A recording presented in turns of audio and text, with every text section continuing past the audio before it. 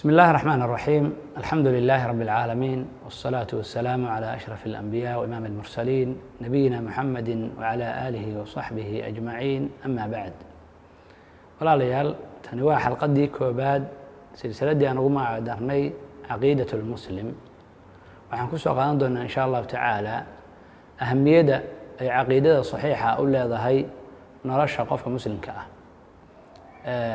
sidaad ogtihiin, caqiidada oo laga wado qofka waxa uu ictiqaadinayo o aaminayo oo aan wax shakiya uga jirinin, waa shay aad iyo aad u muhiima qofka noloshiisa. weliba si gaara caqiidada saxiixa ah waxa weeye marka la eego culuumta shariicada waa cilmiga ugu muhiimsan weeye. waxay yidhahdeen culummada islaamku sharafu اlcilmi bisharafi اlmacluum. cilmiga sharaftiisa waxaa lagu ogaadaa shayga la baranaya sharaftiisa.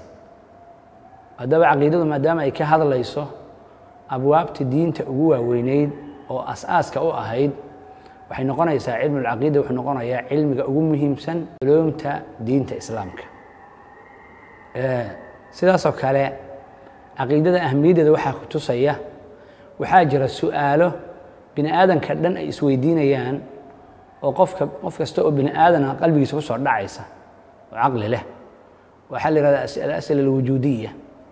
as'iladaasi oo qofku isweydiinaya, yaan ahay anigu, maxaan halkan u joogaa, xaggee baanse ku dambayn doonaa. su-aalaha noocaasa jawaabtooda saxda ah waxaa laga helaa waxa weeye diimaha weeye. si gaar ah caqiidada saxiixa ayaa ka jawaabaysa. sidaasoo kale caqiidada inuu qofku barto waktigan hadda la joogaah waa arrin daruuriya weeye.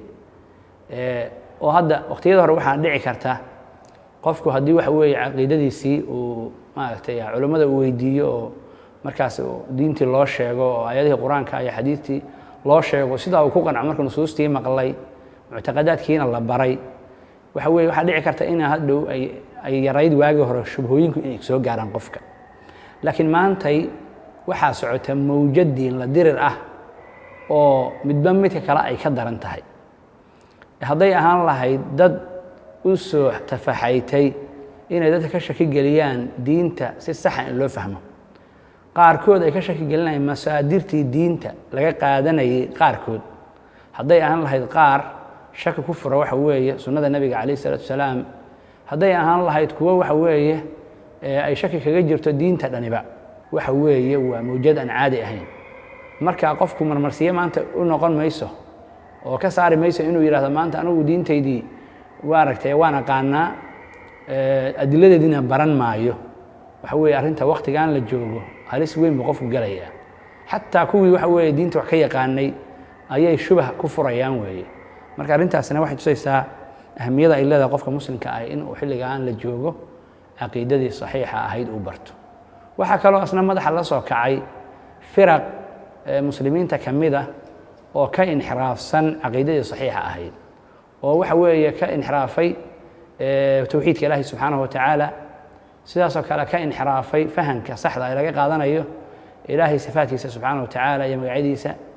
taasoo dhan marka waxa weeye waxay qofka ku bixinaysaa inuu caqiidadii saxiixayd uu raadiyo, asagoo weliba ka baranaya kitaabka ilaahay iyo sunnada nebiga sala allahu calayhi wasalam. marka haddaan soo khulaasayno waxa weeye in aan nafsadeenna aan jahliga ka saarno oo aan baranno caqiidadii saxiixa ahayd. sidaasoo kale in aan rusushii ku dayanno, waayo rususha dhan waxa weeye asaaska diinta waxay uga dhigeen ama ay dadka ugu yeerayeen waxay ahayd caqiidada saxiixa ah weeye. walaqad bacaثnaa fi kuli ummatin rasuula an icbudu اllaha wاjtanibu الdaaguut wma arsalnaa min qablika min rasuuli ila nuuxii ilayhi anahu laa ilaha ila ana facbuduun. waxa weeye taasoo kale sidoo kale qofku si uu ximaayo uga helo, ilah baa wax ilaaliye sabab yani u samaysto uu kaga badbaado waxa la yidhaha tashwiishka iyo shubaha socda, caqiidadii saxiixa waa inuu u barto weeye. sidaasoo kale waxaan ka kasbanaynaa in aan ka faa'iidaysano alla ka cabsi. marka aad iyo aad bay runtii muhiim u tahay qofku inuu caqiidadii saxiixa ahayd uu barto. marka aad baan iskugu boorinaynaa. xalaqaadka soo socdan insha allahu tacaala waxaan bilaabi doonaa silsiladii muctaqadaadka, annagoo waxa weye insha allah ka bilaabi doona ama ku salayn doona arkaanta iimaanka, ka bilaabayna aliimaanu billaah, sidaas ku wadi doona ilaa aan ka gaarno arkaanta iimaanka haddii alla idmo.